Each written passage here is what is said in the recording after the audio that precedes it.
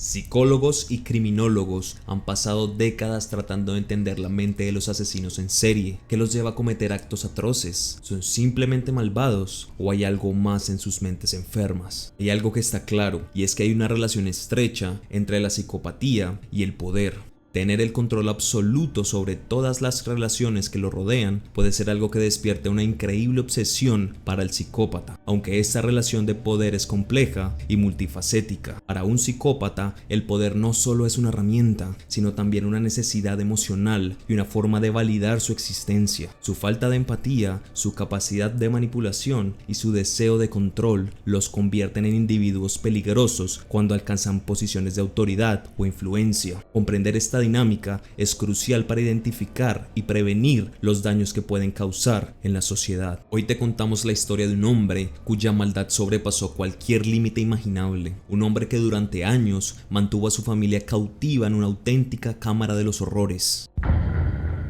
Corría el año 2004, Clara Tapia Herrera decidía darle una oportunidad al amor junto a Jorge Antonio Iniestra Salas, un taxista con una vida simple, al que conoció cuando trabajaba como guarda de seguridad en una tienda de muebles, debido a que su trabajo como taxista no le era suficiente. Fue rápidamente impresionada por el sujeto, quien contaba con una increíble habilidad para manipular y quien vio en Clara una mujer vulnerable y fácil de engañar. Un año después, en el 2005, tras haberse ganado la confianza de Clara, ambos optaron por vivir juntos en la conserjería de la escuela primaria Manuel Tello, donde la mujer era conserje y vivía con sus 3 hijos, Gabriela, Rebeca y el pequeño Ricardo. La historia de Clara Tapia y Jorge Iniestra es un relato desgarrador que combina violencia, manipulación y fallas del sistema de justicia. Lo que comenzó como una relación aparentemente normal se convirtió en una pesadilla de abusos, secuestros y asesinatos.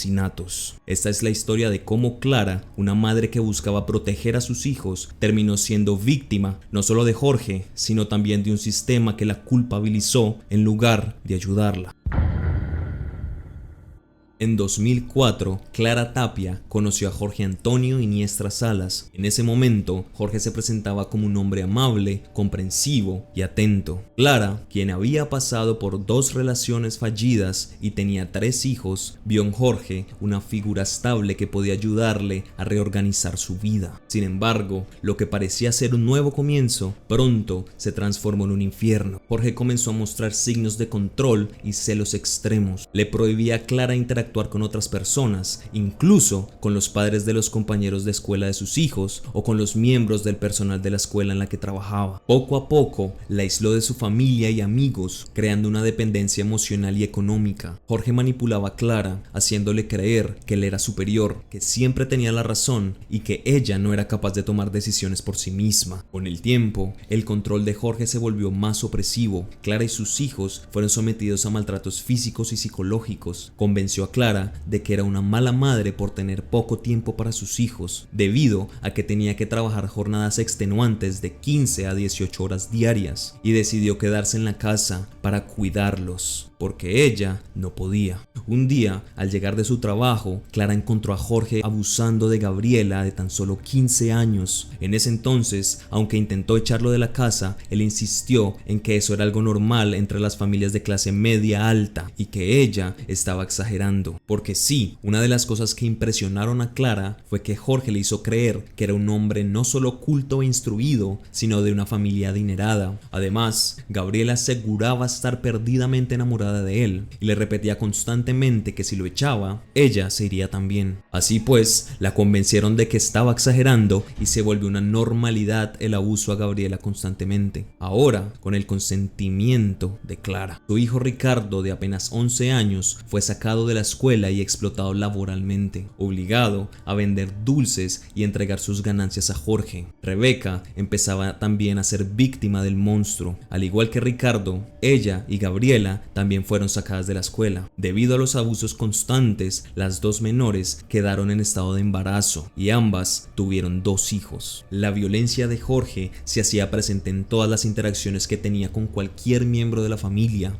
Un día, luego de una discusión, decidió sacar de la casa a Clara y a Ricardo, obligándolos a dormir en la terraza y a participar de un retorcido juego en el que para tener interacción con las niñas debían trabajar de más, llevarle dinero a Jorge y ser absolutamente sumisos para conseguir puntos. El tope eran 100, pero Jorge inventaba cualquier excusa para restárselos y evitar así la interacción entre ella y sus hijas lo máximo posible. Jorge obligaba a Clara a realizar trabajos humillantes como recolectar cartón en las calles y le exigía entregarle una cuota de dinero, además de responder por absolutamente todos los gastos de la casa para mantenerlo a él, sus 3 hijos y ahora sus nietos. Todos nos preguntamos por qué ella permitía esto, por qué no hacía nada más al respecto. Bueno, la explicación no es nada sencilla. Clara tenía un historial de abuso por parte de sus 2 exparejas, de quienes recibió maltrato físico y mental, lo que condicionaba su actuar al enfrentarse de nuevo a una situación de sumisión, pues su perfil psicológico encajaba con el de una mujer que no reconoce fácilmente patrones abusivos, lo que provoca que aunque existiesen mecanismos para su defensa y la de sus hijos, desestimara las mismas, debido a la normalización de las acciones por parte de su abusador. Incluso hay registros de que el director de la escuela en la que trabajaba y algunos maestros se percataron de la situación y se acercaron a ella a ofrecerle ayuda. Clara es una muestra de cómo un contexto económico y sociocultural pobre, sumado a un círculo violento en todas sus relaciones, condiciona su toma de decisiones y perpetúa la inacción de las mismas. La situación empeoró cuando en el 2009 Jorge decidió llevarse a Rebeca, Gabriela, Ricardo y a sus bebés a la casa de su madre en Iztapalapa. Ahí, las adolescentes fueron sometidas a un cautiverio brutal en donde vivían en una sola habitación, dormían en una sola cama y hacían sus necesidades en un balde, pues la habitación no contaba con un baño. Los desechos los recogía Ricardo, quien era todavía esclavizado y obligado a trabajar muchas horas al día. Jorge los alienó, haciéndoles creer que su madre los había abandonado y que no los quería. A las niñas las violó repetidamente y durante los años que las mantuvo encerradas, ambas quedaron embarazadas en múltiples ocasiones. En total, tuvieron 5 hijos con Jorge. Aunque parezca increíble, en la casa de la madre Iniestra vivían sus 2 hermanos y la mencionada madre, quienes actuaban como una familia amalgamada en donde seguían estrictamente las órdenes de Jorge.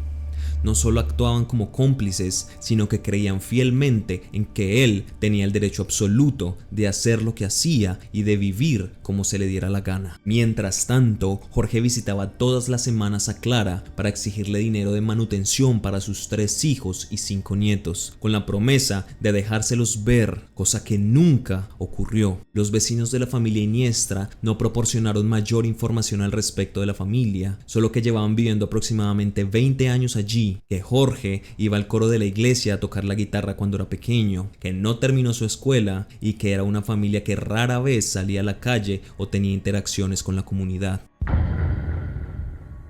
La violencia en la casa de Iztapalapa alcanzó su punto más crítico cuando Jorge asesinó a Rebeca, quien para ese entonces tenía 17 años, proporcionándole 20 golpes en el cráneo con un tubo de metal, al parecer por asomarse a la única ventana a la que tenía acceso. También mató a una de las bebés de apenas 3 meses de edad, asfixiándola contra el pecho de Rebeca, pues creyó que si ponía al bebé en su pecho, ella reaccionaría debido a que se encontraba en lactancia. Según confesó Jorge más tarde, colocó los cuerpos en bolsas con cal viva y las puso debajo del colchón en donde dormía con Gabriela y sus otros hijos, hasta que el olor fue insoportable y los abandonó en la autopista México-Puebla con ayuda de su hermano. Los restos fueron encontrados por la policía, quienes al principio no pudieron reconocerlos debido al avanzado estado de descomposición.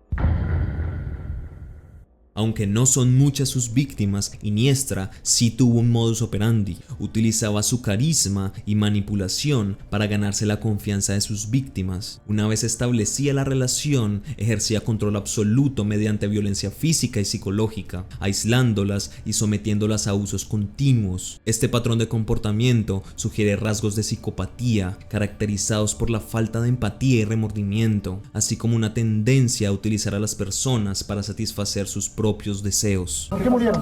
Bueno, la autopsia se los dice.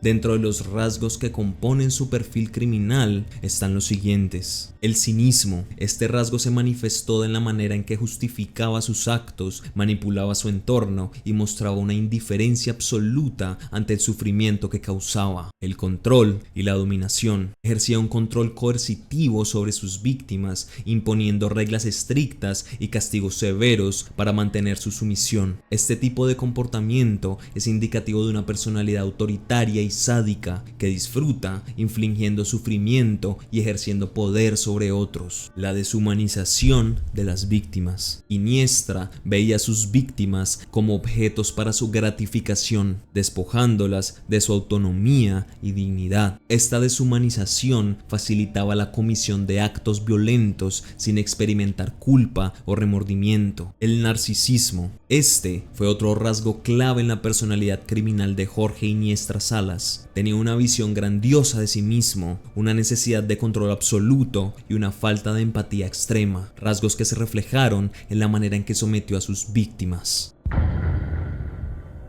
Clara, quien desconocía el destino de sus hijas, comenzó a sospechar que algo terrible había ocurrido. Con la ayuda de su hermana, decidió denunciar a Jorge ante la Procuraduría de Justicia de la Ciudad de México en junio de 2011. Sin embargo, las autoridades no actuaron de inmediato. Fue hasta septiembre de ese año, tras una investigación paralela realizada por Clara y su hermana, que la policía allanó la casa de Jorge y rescató a Gabriela y a los 4 menores que aún estaban con vida. A pesar de ser la denunciante, Clara se convirtió en una de las principales acusadas del caso. Jorge Iniestra insistía en que Clara era consciente y permitía toda la interacción que él tenía con sus hijas, por lo que en el careo con las autoridades ella también fue presentada. El 31 de agosto del 2011, la perita en psicología Virginia Cruz Domínguez de la Procuraduría Capitalina realizó un dictamen psicológico sobre Clara. En su informe, Cruz Domínguez afirmó que Clara provenía de un entorno familiar disfuncional y que había mostrado un patrón de comportamiento permisivo que expuso a sus hijos al peligro. Recomendó que Clara recibiera tratamiento psicológico para mejorar su rol materno. Este dictamen, junto con las declaraciones de Gabriela, quien tras años de manipulación por parte de Jorge afirmó que su madre las había abandonado, y la acusación del propio Jorge, llevaron a las autoridades a imputar a Clara por corrupción de menores. El 6 de septiembre del 2011, Clara fue detenida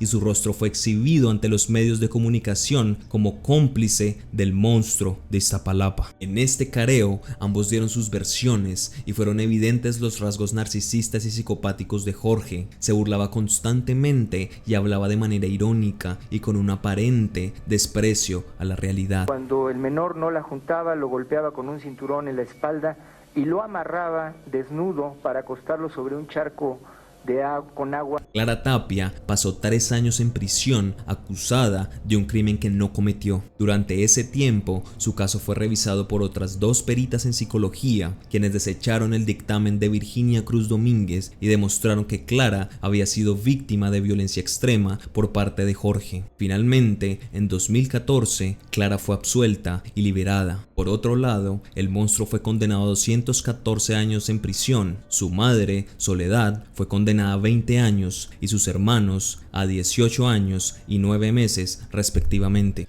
todos los 3 por complicidad y facilitación para delinquir. Sin embargo, la lucha de Clara no terminó ahí. En 2016, la Comisión de Derechos Humanos de la Ciudad de México emitió una recomendación a la Procuraduría Capitalina por violaciones a los derechos humanos de Clara. La institución aceptó las recomendaciones y se comprometió a investigar a los funcionarios involucrados, incluida Virginia Cruz Domínguez. No obstante, esta no fue sancionada y en agosto del 2023 fue contratada como coordinadora general de peritos de la Comisión Nacional de los Derechos Humanos, CNDH, un hecho que ha generado indignación y cuestionamientos sobre la impunidad en el sistema de justicia mexicano. Para muchos, la historia de Clara Tapia es un testimonio de resistencia frente a la violencia de género, la manipulación y las fallas del sistema de justicia. Aunque logró demostrar su inocencia, el daño causado por los años de abuso y encarcelamiento injusto es imborrable. Su caso también expone la necesidad de reformas en el sistema judicial y de una mayor sensibilización hacia las víctimas de violencia doméstica. Para otros, es una cómplice más. que por el miedo a la soledad o al abandono permitió el abuso repetido a sus hijos e incluso se pone en duda si de verdad disfrutaba del mismo. Para la Puerta Roja, Clara Tapia no solo fue víctima de Jorge Antonio Iniestra Salas, sino también de un sistema que la revictimizó y la culpabilizó por los crímenes de su agresor. Su lucha por la justicia y la verdad es un recordatorio de la importancia de proteger a las víctimas y de garantizar que casos como este no se repitan.